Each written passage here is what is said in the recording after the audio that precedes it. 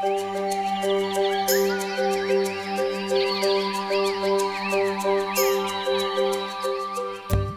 despois de distinguir entre un centolo da ría daqui do Grove a un centolo francés, o seguinte procedimento pois é cocelo. Para cocelo temos dúas maneiras. Ou ben cocémolo con agua de mar, moi tradicional, por suposto, aquí no Grove, ou senón en agua dulce. Llevamos a añadir o sal na cantidad proporcional de 60 gramos por litro de agua para equiparalo que sería a agua do mar. E o cocemos tamén con laurel. O laurel hai que botar con mesura, non pasarse moito, porque senón lle quita protagonismo ao centolo. Botamos o sal, que xa o temos pasado para a cantidad de agua que temos aquí, de acordo? E simplemente poñemos a ferver, que ferva a agua.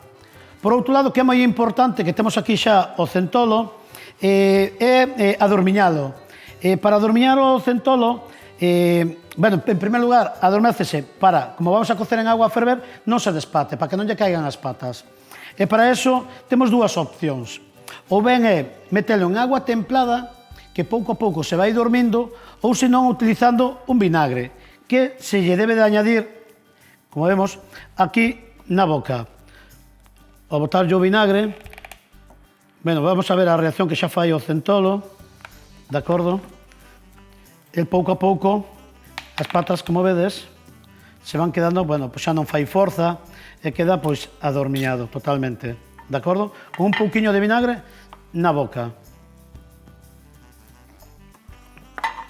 De acordo? O centolo non fai forza, vemos que xa as patas se resisten, e, bueno, xa o temos a dormir. E logo, unha vez que ferve a agua, o que facemos é introducilo dentro.